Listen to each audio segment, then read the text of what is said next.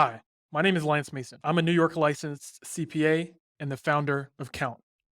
Today, I'm going to be giving a chronological recap of the I Am Athlete podcast split. Within the recap, I'll be including the dates that Brandon Marshall, Fred Taylor, Channing Crowder, and Ryan Clark both created their companies and spoke with each other to determine their percentage stake.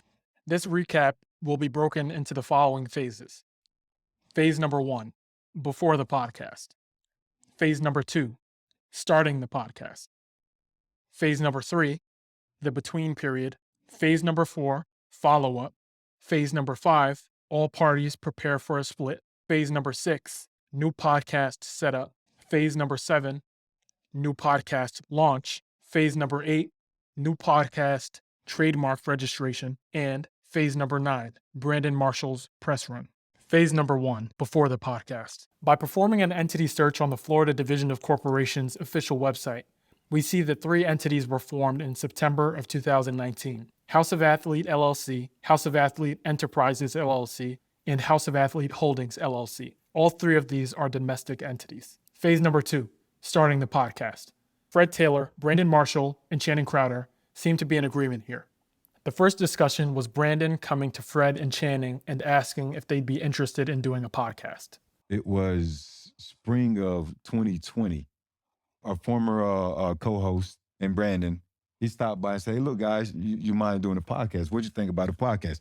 Fuck, we all geek. Let's get out the house. We all agreed to it, and the show just took off. The show went much faster than the paperwork. After they spoke informally about starting a podcast, they had a formal meeting and Brandon put together a one sheet. I say, look, guys, I talked to my agent, WME, Josh Pye. He represents some of the biggest production companies, some of the biggest whatever back there. I did my work, and this is what was presented to me. I recommend y'all do the same. But what I think, this is the offer.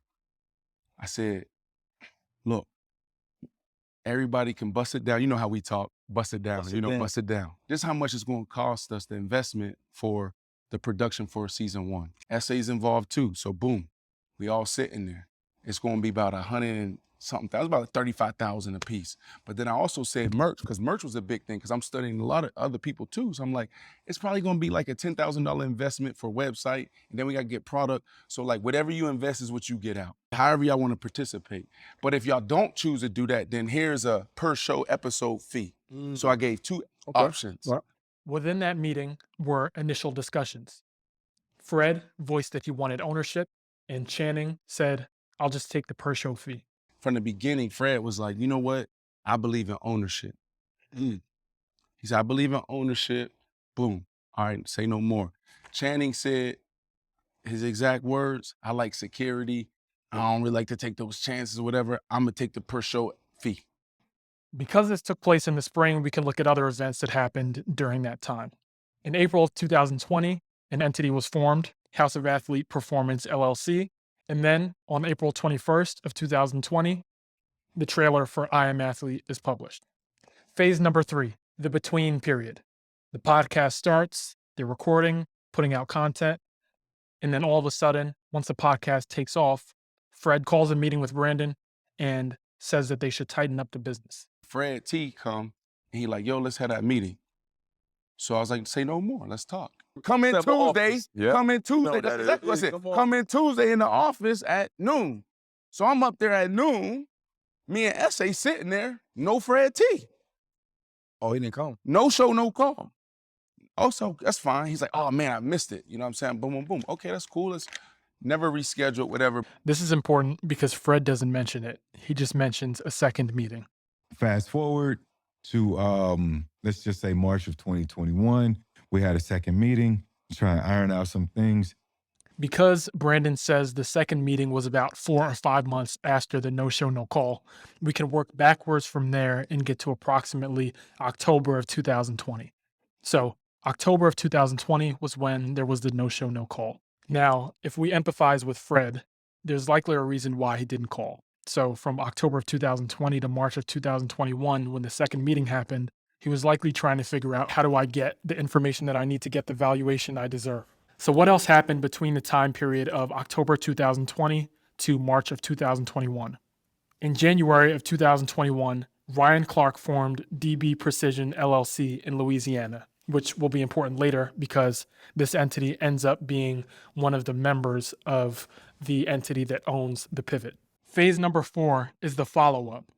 In March of 2021, there's a second meeting between SA, Brandon Marshall, and Fred Taylor. In this second meeting, Fred Taylor makes the ask for the valuation that he feels he deserves. Fast forward to let's just say March of 2021, we had a second meeting to try and iron out some things.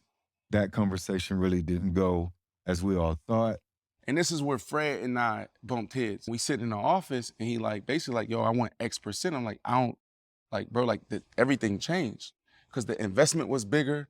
You know what I'm saying? My wife working on this, she ain't got paid. SA came here to run House of Athlete. She not, boom, boom, boom. So when you really look at the numbers, it's like crazy now. And I'm so like, the percentage changes.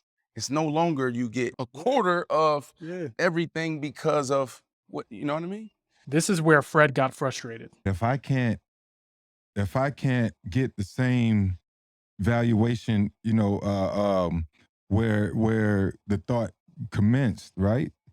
Where we all started, then there's a problem. Brandon Marshall didn't agree. By March of 2021, Brandon had invested upwards of $500,000 to $700,000. It's just like, bro, like if this flopped, would you have come back and gave me $500,000, $700,000? This is a critical part of the timeline. In the next video, I'll describe who I agree with, but let's start with Fred Taylor's disagreement. See, but that's where it shouldn't be the case. I deferred every dollar, and I felt that was a slap in the face. And then the whole buddy conversation was pretty much thrown out the window.